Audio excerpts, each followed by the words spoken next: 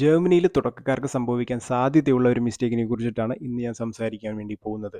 മറ്റൊന്നുമല്ല, ഡോറ് ലോക്കായി പോയതിനു ശേഷം തിരിച്ച് വീണ്ടും അപ്പാർട്ട്മെന്റിലേക്ക് കയറാൻ പറ്റാത്ത ഒരവസ്ഥ. ഇതിനെ എങ്ങനെ നമുക്ക് മറികടക്കാം എന്ന് നമുക്കൊന്ന് നോക്കാം. ജർമ്മൻ ഫീഡിന്റെ മറ്റൊരു വീഡിയോയിലേക്ക് എല്ലാവർക്കും സ്വാഗതം. ജർമ്മനിയിലെ വീടുകളുടെ മെയിൻ ഡോറിന്റെ ലോക്ക് സിസ്റ്റം എന്ന് പറയുന്നത്, നിങ്ങൾ പുറത്തേക്ക് പോയതിനു ശേഷം ആ ഡോർ അടഞ്ഞു പോയാൽ തിരിച്ചകത്തേക്ക് കയറണമെന്നുണ്ടെങ്കിൽ ഒരു ഹാൻഡിൽ ഇല്ല തുറന്ന് ഈസി ആയിട്ട് അകത്തേക്ക് കയറാൻ. അതുകൊണ്ടിട്ട് തന്നെ നിങ്ങൾക്ക് കീ ആവശ്യമായി വരും. യൂഷ്വലി ഇങ്ങനെയുള്ള കാര്യങ്ങൾ സംഭവിക്കുന്നത് വളരെ ചെറിയ മിസ്റ്റേക്കുകൾ കൊണ്ടായിരിക്കാം. അതായത് ജസ്റ്റ് വീടൊക്കെ ക്ലീൻ ചെയ്തിട്ട് ജസ്റ്റ് വേസ്റ്റ് ഒക്കെ ഒന്ന് പുറത്തുകൊണ്ടേ കളയാൻ വേണ്ടി പോകുമ്പോൾ ജസ്റ്റ് വല്ല ഡോർ സ്റ്റോപ്പറോ അല്ലെങ്കിൽ പ്രോപ്പറായിട്ടല്ലാത്തൊരു ചെരിപ്പോ അങ്ങനെ എന്തെങ്കിലുമൊക്കെ വെച്ചിട്ട് ആ ഡോർ ലോക്ക് ചെയ്യാൻ ജസ്റ്റ് ഒന്ന് ഹോൾഡ് ചെയ്യാൻ വേണ്ടി ശ്രമിക്കും. പോകുമ്പോൾ ജർമ്മനിയാണ്, ചില സീസൺ അനുസരിച്ച് വെതർ പറയാൻ പറ്റില്ല, ചിലപ്പോൾ ശക്തമായ കാറ്റുകളുണ്ടാവും. ഒരു നിമിഷ നേരത്തെ ഒരു അശ്രദ്ധ കൊണ്ടിട്ട് ഡോർ ലോക്കായി പോവാം. അപ്പോൾ ഇതിലൊക്കെ ഇങ്ങനെ സംഭവിച്ചു കഴിഞ്ഞാൽ ഒരുപാട് പൈസ ചിലവ് വരേണ്ടി വരും ഇത് തിരിഞ്ഞ് വീണ്ടും തുറന്നകത്ത് കയറാൻ. ഇതൊക്കെ എങ്ങനെ ഒഴിവാക്കാം, അല്ലെങ്കിൽ ഇങ്ങനെ സംഭവിച്ചു കഴിഞ്ഞാൽ നമുക്ക് എന്തൊക്കെ ചെയ്ത് തിരിച്ചകത്ത് കയറാം എന്നുള്ളൊരു സംഭവമാണ് നമ്മൾ ഇന്ന് ഇവിടെ ചർച്ച ചെയ്യാൻ വേണ്ടി പോകുന്നത്. ഇങ്ങനെ സംഭവിച്ചു കഴിഞ്ഞാൽ ആരെയാണ് നിങ്ങൾ ആദ്യം വിളിക്കേണ്ടത്? നിങ്ങൾ ലാൻഡ് ലോഡിനെ വിളിക്കാൻ തീരുമാനിക്കുകയാണെങ്കിൽ ജർമ്മനിയിലെ നിയമപ്രകാരം ലാൻഡ് ലോഡ് ഒരു കാരണവശാലും നിങ്ങളുടെ അപ്പാർട്ട്മെന്റിന്റെ കീ കയ്യിൽ വെക്കാൻ പാടില്ല. പക്ഷെ ഇത് എത്രമാത്രം വാല്യൂ ഉണ്ടെന്നുള്ള കാര്യം എനിക്ക് അറിയില്ല.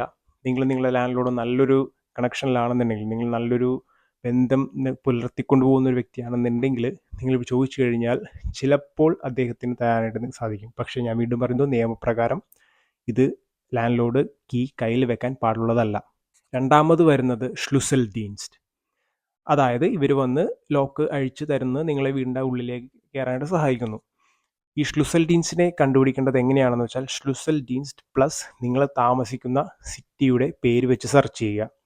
കാരണം തൊട്ടടുത്തുള്ള ഷ്ലുസൽ ഡീൻസ്റ്റിനെ വിളിക്കുന്നതായിരിക്കും നിങ്ങൾക്ക് നല്ലത്. കാരണം അവരുടെ ട്രാവലിംഗ് കോസ്റ്റ് ഈ ഷ്ലുസൽ ഡീൻസ്റ്റിൻ്റെ പാക്കേജിൽ വരുന്നൊരു കാര്യമാണ്. അപ്പോൾ മാക്സിമം നിങ്ങൾ താമസിക്കുന്ന സ്ഥലത്തിൻ്റെ തൊട്ടടുത്തുള്ള ഷ്ലുസൽ ഡീൻസ്റ്റിനെ കണ്ടുപിടിക്കുവാനായിട്ട് ശ്രദ്ധിക്കുക.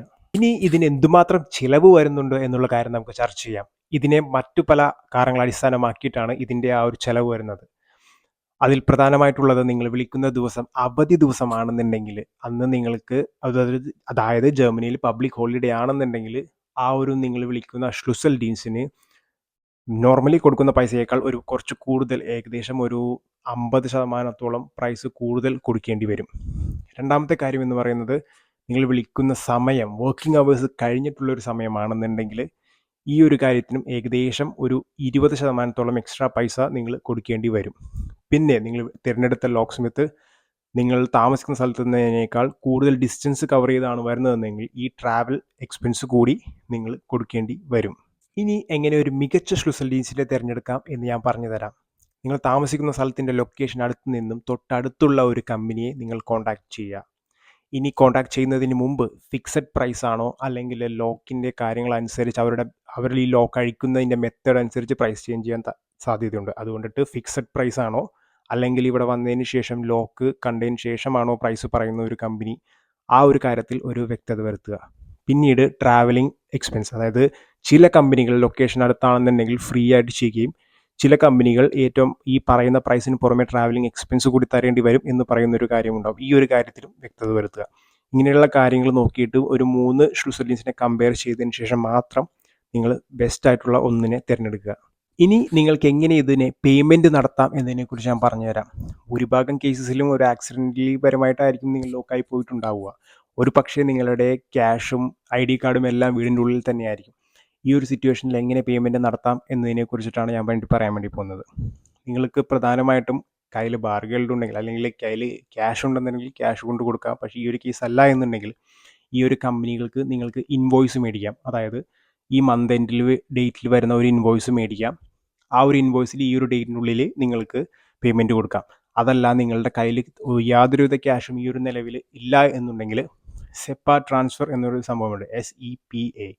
ഈ ഒരു ട്രാൻസ്ഫർ എന്ന് പറയുന്നത് നിങ്ങളുടെ ബാങ്ക് ഡീറ്റെയിൽസും കാര്യങ്ങളെല്ലാം വെച്ചുകൊണ്ടിട്ട് ഈ ഒരു കമ്പനി ഒരു റിക്വസ്റ്റ് ബാങ്കിൽ കൊടുക്കും.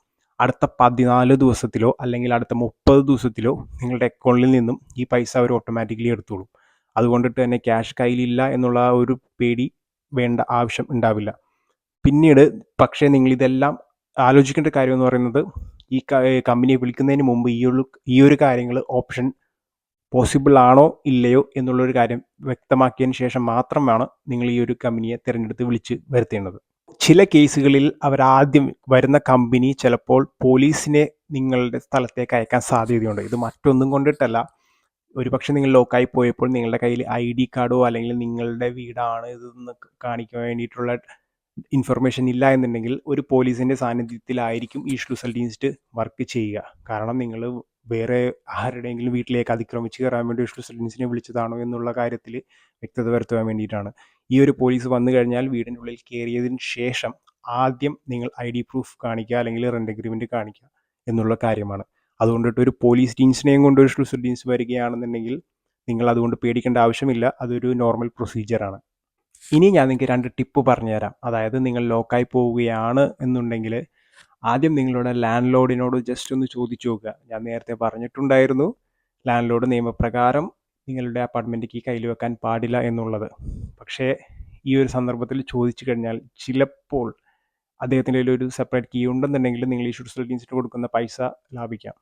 രണ്ടാമത്തെ കാര്യം എന്ന് പറയുന്നത്, നിങ്ങളുടെ ലാൻഡ് ലോഡിൻ്റെ പെർമിഷൻ ചോദിച്ചുകൊണ്ടിട്ട് ഒരു കീയുടെ കോപ്പി എടുക്കുവാനായിട്ടുള്ള സമ്മതം മേടിക്കുക. അതിനുശേഷം നിങ്ങളുടെ കീയുടെ കോപ്പി എടുത്തിട്ട് നിങ്ങൾ വീടിൻ്റെ തൊട്ടടുത്തുള്ള നിങ്ങൾ വിശ്വസിക്കുന്ന ഒരാളുടെ കയ്യിൽ ഈ കീയുടെ കോപ്പി ഏൽപ്പിക്കുക. ഇതിന് ഏകദേശം ഒരു 50 തൊട്ട് 70 യൂറോ ആണ് ചിലവ് വരുന്നത്.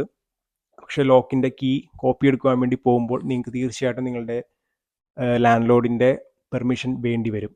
അപ്പോൾ ആ ഒരു രീതിയിലും നിങ്ങളൊരു സേഫ് ആയിട്ടുള്ളൊരു കീ ഒപ്പിച്ചതിന് ശേഷം വിശ്വസിക്കുന്ന ഒരാളുടെ കയ്യിൽ ഏൽപ്പിച്ചു കൊടുക്കുക.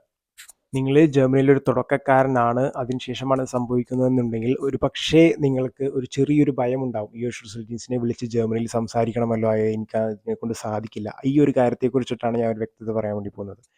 ജർമ്മനിയിൽ 90% കേസുകളിലും ഒരു തുടക്കക്കാരായിട്ടുള്ളൊരു വ്യക്തിയാണ് ഇത്തരം മിസ്റ്റേക്കുകൾ സംഭവിക്കുന്നത്.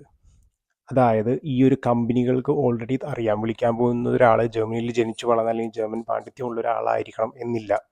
അതുകൊണ്ടിട്ട് തന്നെ ഒരു 90 കേസസ് ഓഫ് കമ്പനികളും ഇംഗ്ലീഷ് ഭാഷയിൽ സംസാരിക്കും. അതുകൊണ്ടിട്ട് അല്ല എന്നുണ്ടെങ്കിൽ ഇംഗ്ലീഷും ജർമ്മനും മിക്സൊക്കെ ചെയ്ത് നിങ്ങൾക്ക് സംസാരിച്ചാലും ഈ ഒരു കാര്യം നിങ്ങൾക്ക് ഈസി ആയിട്ട് അവരെ അറിയിക്കാനായിട്ട് സാധിക്കും. കാരണം ഞാൻ നേരത്തെ പറഞ്ഞതുപോലെ തന്നെ ഷ്ലൂസൽഡിൻസ്റ്റ് കമ്പനി ഓൾറെഡി ഇവർക്കറിയാൻ വിളിക്കാൻ വേണ്ടി പോകുന്നത് ഒരു പക്ഷേ ജർമ്മനിയിൽ അധികം നാളായിട്ട് താമസിക്കുന്ന ഒരാളല്ല എന്നുള്ളൊരു കാര്യം. അതുകൊണ്ട് ഇംഗ്ലീഷിലും നിങ്ങൾക്ക് സംസാരിക്കാം. നിങ്ങൾ ഇവിടം വരെ വീഡിയോ കണ്ടെത്തിയിട്ടുണ്ടെങ്കിൽ ഞാൻ ജർമ്മനിയിലേക്ക് നഴ്സിങ്ങിന് വേണ്ടിയിട്ടുള്ള ഒരു പ്ലേലിസ്റ്റ് തയ്യാറാക്കിയിട്ടുണ്ട്. നിങ്ങൾ എന്തൊക്കെ ശ്രദ്ധിക്കണം, എങ്ങനെയൊക്കെ ഇവിടെ വന്നിട്ട് ഇമ്പ്രൂവ് ചെയ്യാം, അങ്ങനെയുള്ള കുറച്ച് കാര്യങ്ങളെ കുറിച്ചിട്ട് ആ ഒരു പ്ലേലിസ്റ്റും കൂടി ചാനലിൽ പോയി ഒന്ന് ചെക്ക് ചെയ്ത് നോക്കുക.